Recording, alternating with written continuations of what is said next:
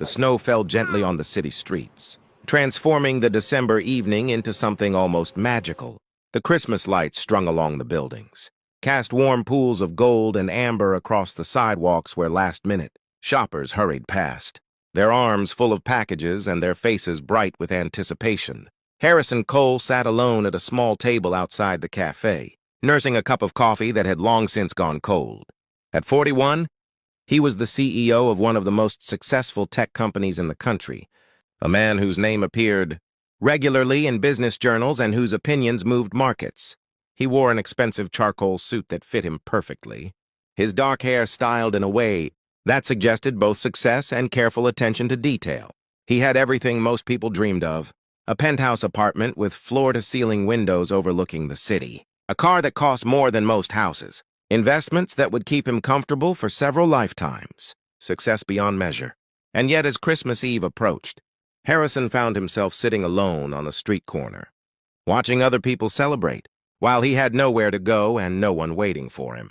His parents had passed away years ago within months of each other, leaving him an only child with no immediate family. His ex-wife had left him 5 years earlier, tired of coming second to his work, tired of the long hours and missed anniversaries and the way he checked his phone during dinner. She'd remarried last year to a teacher, someone who would be home for dinner every night. And Harrison had seen the wedding announcement on social media and felt nothing, just emptiness. He had colleagues, certainly, people who respected his business acumen, who sought his advice, who valued his leadership. But friends? Real friends who called just to see how he was doing, who remembered his birthday, who invited him to their homes. Those had fallen away over the years, casualties of his single-minded focus on success. So here he was on Christmas Eve, sitting outside a cafe because going back to his empty apartment felt unbearable. He'd told himself he was just taking a break from holiday shopping, but the truth was he had no one to shop for. The gifts he'd ordered for his employees had been handled by his assistant, wrapped and delivered without his involvement. Harrison watched a family pass by, parents holding hands, children laughing, everyone bundled against the cold and glowing with happiness. He felt something twist in his chest. This was his life now. Success and solitude, achievement and emptiness. He was about to stand up, to return to the office where at least work would distract him, when a small voice interrupted his thoughts. "Mister, why are you sitting all alone?" Harrison looked down to find a little girl standing beside his table. She couldn't have been more than 4 years old, with blonde curls escaping from beneath a knit hat. She wore a dark gray coat over a red dress, and in her arms she clutched a brown teddy bear that looked well-loved and well-worn. "Hello?" Harrison said, automatically scanning the area for a parent. "Where's your family?" "Right there!" The girl pointed to a woman about 30 feet away, loading shopping bags into the trunk of an old car. "That's my mommy." "I'm Emma. What's your name?" "Harrison." "That's a very fancy name," Emma said seriously. "Are you waiting for someone?" "No, I'm just having coffee." "All by yourself? On Christmas Eve?" Emma's blue eyes were wide with what looked like genuine concern. "That's very sad." Harrison felt his throat tighten unexpectedly. "It's fine. I'm fine. Mommy says that nobody should be alone on Christmas. She says Christmas is about family and love and being together." Emma tilted her head, studying him with the frank assessment only children possess. "Do you have a family?" "Not really," Harrison admitted, surprising himself with his honesty. "Then you should come have party at my place," Emma announced, as if this solved everything. "We're having turkey and pie, and Mommy made cookies that look like Christmas trees. You can come." Before Harrison could respond, the woman Emma had pointed to approached, looking apologetic and slightly worried. "Emma, I told you to stay by the car." "I'm so sorry, sir," she said to Harrison. "My daughter has no sense of stranger danger. Come on, sweetie, let's not bother this man." "But Mommy, he's all alone on Christmas. We have to invite him." The woman, Emma's mother, looked at Harrison properly for the first time, and he saw her take in his expensive suit, his polished appearance, the aura of success that clung to him like cologne. Her expression became more guarded. "I'm sure this gentleman has plans, Emma." "He doesn't. He said he doesn't have family." Harrison saw the woman's face change, sympathy warring with suspicion. He understood. He was a stranger, well-dressed but alone, And her daughter had just revealed he had no family. It probably looked suspicious. "It's all right," Harrison said, standing. "Emma was just being kind. I appreciate the thought. But I'm sure your family has their own celebration planned." "It's just us," Emma said. "Me and Mommy and Grandma Rose. But Mommy says 3 is a party. So 4 would be an even better party." "Emma," her mother said, torn between teaching her daughter generosity and protecting her from a stranger. Harrison looked at this woman, really looked at her for the first time. She was probably in her early 30s, with the kind of tired eyes that spoke of long days and hard work. Her coat was threadbare, her jeans worn, her boots scuffed. But she carried herself with dignity, and when she looked at her daughter, her face transformed with love. "I'm Harrison Cole," he said, extending his hand. "I promise I'm not dangerous, just a workaholic with no social life. Your daughter took pity on me." The woman hesitated, then shook his hand.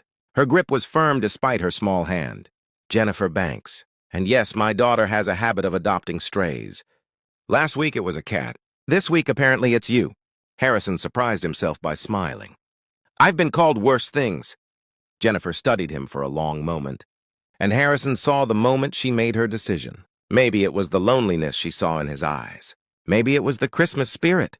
Maybe it was just that her daughter was looking up at her with such hope. "All right," she said finally. "Our apartment isn't fancy, and dinner won't be anything special. But you're welcome to join us if you really have nowhere else to be." "Mommy, really?" Emma bounced with excitement. "Really? But Mr. Cole might not want to." "I'd love to," Harrison heard himself say. "If you're sure it's not an imposition." "It's Christmas Eve," Jennifer said simply. "Nobody should be alone." And that's how Harrison Cole, CEO of a multi-million-dollar company, found himself following a beat-up Honda Civic across town to a neighborhood he'd never been to, carrying a teddy bear that Emma had insisted he hold, while she helped her mother with the shopping bags. Jennifer's apartment was in an older building, the kind that had character but needed updating. The elevator was broken, so they climbed 3 flights of stairs, Emma chattering the entire way about what they were going to do at the party and how. Mr. Harrison was going to love Grandma Rose's pie. The apartment itself was small but warm, decorated with obvious care despite limited resources. A Christmas tree stood in the corner, handmade ornaments and strings of lights making it beautiful despite its modest size. The furniture was old but clean, and everywhere Harrison looked, he saw signs of love, photos of Emma at various ages, drawings hung on the refrigerator, books piled on shelves. An older woman appeared from the kitchen, wiping her hands on an apron. She had gray hair and kind eyes, and she looked at Harrison with surprise. "Mom, this is Harrison Cole. Emma invited him for dinner." "Harrison, this is my mother, Rose." Rose's eyebrows went up, but she recovered quickly. "Well then, welcome, Harrison. The more the merrier. Emma, go wash your hands. Dinner's almost ready." As Emma scampered off, Rose gave Harrison a measuring look. "I raised my daughter to be cautious about strangers. I assume you have a good explanation for how you ended up here?" "Your granddaughter found me feeling sorry for myself outside a cafe," Harrison said honestly. "She decided I needed rescuing." "Emma has a big heart," Rose said. "Sometimes bigger than her common sense." "Jennifer, you sure about this?" "He's alone on Christmas, Mom. What was I supposed to do?" Rose nodded slowly. "All right then. Harrison, I hope you like turkey." Dinner was nothing like the business dinners Harrison usually attended. There was no formal seating arrangement, no studied conversation, no careful positioning. Instead, there was Emma talking nonstop about her day at preschool, Jennifer gently reminding her to eat her vegetables, Rose telling stories about Christmases past. The food was simple but delicious. Turkey that was slightly dry but seasoned perfectly, mashed potatoes that Rose swore were better with extra butter, green beans that Emma picked around, and rolls that Jennifer admitted came from the bakery because she'd run out of time to make them from scratch. It was the best meal Harrison had eaten in years. "So what do you do, Harrison?" Rose asked as they ate. "You're dressed pretty fancy for someone with nowhere to go on Christmas." "Mom," Jennifer said warningly. "It's all right," Harrison said. "I run a tech company, software development. I'm good at my job, but apparently not so good at maintaining relationships. Hence the spending Christmas Eve alone at a cafe." "What happened?" Rose asked bluntly. "You get so focused on work you forgot to live?" "Mom!" "It's okay. Harrison said again, surprised by how comfortable he felt with this family's directness. And yes, that's exactly what happened. I built a company but forgot to build a life. By the time I looked up, everyone had moved on without me. It's not too late, Rose said. You're what, 40? 45? 41? Plenty of time to fix things. If you want to. Do you want to? Emma asked, her blue eyes serious. Want to fix things? Harrison looked at this little girl who'd seen a lonely stranger and decided to help. Yeah, he said quietly. I think I do. After dinner, they moved to the small living room. Emma insisted Harrison sit in the best chair, a worn recliner that was clearly Rose's usual spot, while she set up her favorite Christmas movie. Jennifer brought out cookies and hot chocolate, apologizing that the cookies were store-bought because she'd been working late all week. I'm a nurse at County Hospital, she explained. We're always short-staffed during the holidays, so I've been pulling double shifts. My ex-husband doesn't help much with expenses, so she shrugged, not self-pitying, just stating facts. I think these cookies are perfect, Harrison said, and meant it. As they watched the movie, Emma gradually migrated from her spot on the floor to Harrison's lap, her teddy bear clutched in her arms. She fell asleep halfway through, and Harrison found himself holding this small, trusting child and feeling something crack open inside his chest. When was the last time someone had needed him for something other than a business decision? When was the last time someone had wanted his presence? Just for the sake of having him there? I can take her, Jennifer said quietly, noticing Emma was asleep. It's okay, Harrison said. She's fine where she is.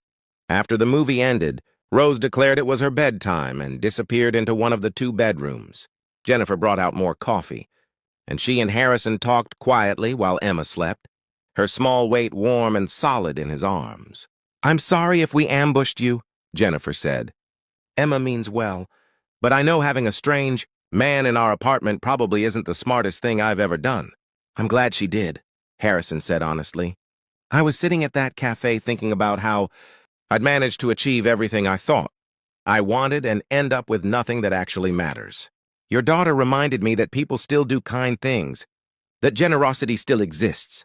She's special, Jennifer said, her voice soft with love. After her father left, after we lost the house and had to move here, I was so angry.